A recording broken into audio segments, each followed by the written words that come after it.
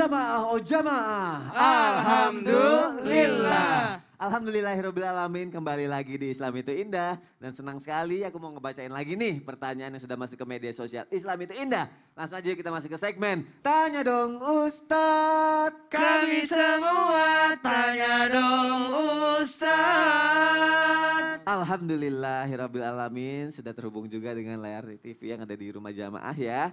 Sekarang aku mau buka postingan ini. Ustadz Maulana nih, buah manis di tengah ujian. Kita lihat kolom komentarnya, Masya Allah.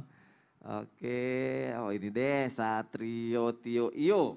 Oke, Assalamualaikum Ustadz semua dan Kak Sony, maaf izin bertanya.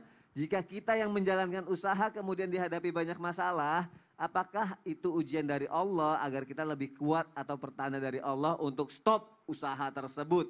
Mohon pencerahannya Ustadz, bagaimana membaca antara ujian dengan pertanda? Jazakumullah khairan. Ustadz Maulana, mohon jawabannya Ustadz. Baik, bismillahirrahmanirrahim. Izin Abi Maki, Ustaz Syam dan semuanya.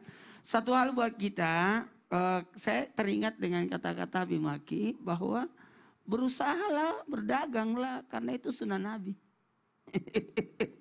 Jadi jadikan sunnah Nabi. Atas apapun yang kita lakukan, niatkan sunnah Nabi kan. Ini karena ikutan sama Nabi. Nah, berkaitan dengan usaha dagangan, jualan, usaha, tiba-tiba, aduh gimana ya. Nah inilah berarti kita lagi diuji bagaimana supaya kita bisa, mohon maaf, mahir. Berdasarkan pengalaman. Kita kira yang, maaf ya, yang brand-brand yang besar itu memangnya langsung. Tidak, mereka menghadapi berbagai macam ujian. Diuji untuk bagaimana bisa sabar, bisa tabah, bisa konsisten, bisa tabah. Itu pasti ada ujiannya semuanya. Mohon maaf tanpa menggurui. Tandakah atau ujiankah? Kembali lagi pada diri kita. Jadikan berbaik sangka. Makanya ada namanya 3 nih kunci nih. Doa, usaha, tawakal. Doa, usaha, tawakal. Dan jangan lupa juga ada namanya konsultasi, cari ilmunya. Kalau mau kuasai dunia dengan ilmu, mau kuasai akhirat dengan ilmu, mau dua-duanya ilmu.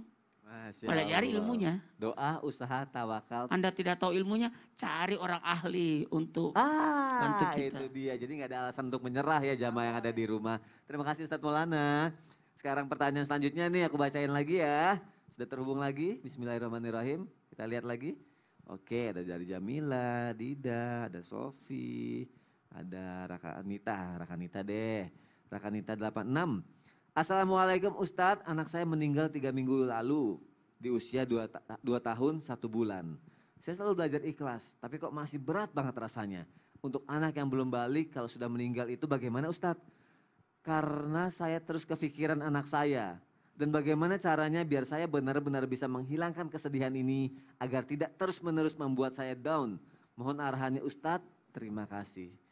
Abi Maki mohon jawabannya Abi. Bismillah, izin Ustaz Nur Maulana, izin Ustaz Syam, subhanallah. Pertanyaan sangat bagus sekali, mungkin ini salah satu daripada jamaah yang banyak juga bertanya tentang masalah ini ya. Usikum wa iyaya nafsi bitaqwallah. Sedih itu diperbolehkan. Nangis juga diperbolehkan karena Rasulullah SAW bersabda innalil aini la tadma wa innalil qalbi la tahzan. Artinya setiap mata berhak untuk meneteskan air mata, setiap hati berhak untuk bersedih. Tapi ingat yang tidak boleh itu an-niyahah, meratap terhadap kesedihan yang ada sehingga kenapa anakku, kenapa harus ini, kenapa? Nah itu tidak boleh. Kenapa? Ini adalah ratapan yang membuat tersendatnya kebahagiaan bagi dirinya khususnya terhadap punten kebaikan yang Allah akan berikan kepadanya.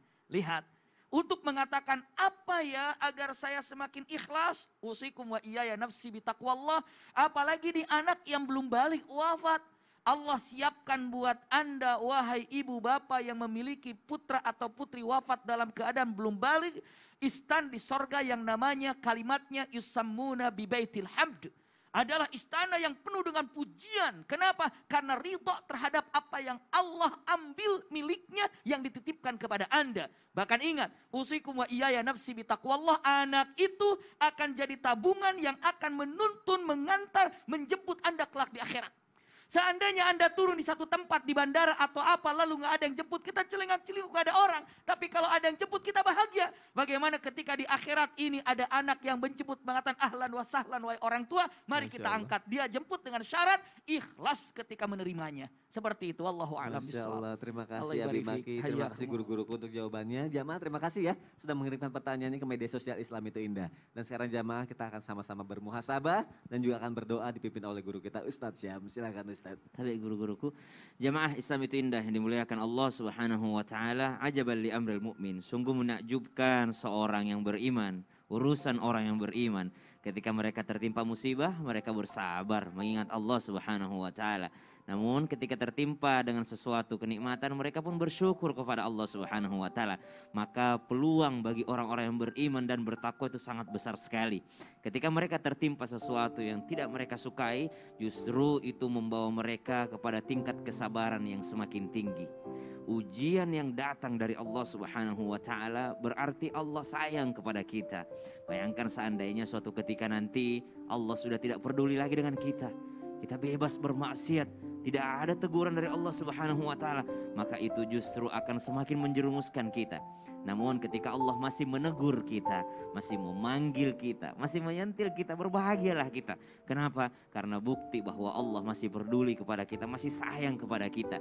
Dan innama yuwaffas sabiruna ajrahum bighairi hisab. Setiap tertimpa musibah, tanamkan dalam hati, baca dengan lisan ayat ini, fikirkan dengan hati arti makna daripada ayat ini, di mana unlimited pahala diberikan kepada mereka yang mampu bersabar. Sabar bukan berarti diam dan pasrah. Sabar berarti berusaha keluar daripada masalah tersebut, berusaha mencari solusinya, mencari jalan keluarnya, dan Allah akan menilai setiap langkah kaki kita. Ada orang tua yang diuji oleh anak-anaknya. Kenapa ya anakku tidak seperti dengan anak orang lain? Namun mereka bersabar, maka anak tersebut bisa jadi akan menjadi betul-betul qurratu ain terhadap orang tuanya. Ada yang diuji dengan orang tuanya yang kurang soleh mungkin. Teman-teman yang baru hijrah, mari bersabar. Sabar apa? Sabar dalam berdakwah kepada kedua orang tua kita. Bayangkan bagaimana mereka sabarnya ketika mendidik kita. Mereka mengajarkan huruf demi huruf, kata demi kata. Maka mari kita dengan kelembutan juga mengajarkan mereka, mengajak mereka orang tua kita ke dalam kebaikan sehingga kembali berkumpul di Jannatul Firdaus. Bismillahirrahmanirrahim. Alhamdulillahi Rabbil Alamin. Allahumma salli ala Sayyidina Muhammad wa ala alihi wa sahbihi wa sallim. Rabbana taqabbal minna innaka antas sami'ul alim wa tub alayna innaka antat tawwabur rahim. Allahumma ij'alna min ibadika as-salihin. Allahumma ij'alna min ibadika asy-syakirin. Allahumma ij'alna min عبادك الصابرين واجعلنا من العلماء العاملين اللهم كما بلغتنا في شهر شعبان فبلغنا رمضان وصلى الله على سيدنا محمد والحمد لله رب العالمين. Amin amin ya rabbal alamin. Terima kasih kepada guru-guruku yang tercinta. Insya Allah besok kita ketemu lagi ya jamaah. Wassalamualaikum warahmatullahi wabarakatuh. Waalaikumsalam warahmatullahi wabarakatuh. Subhanallah Walhamdulillah.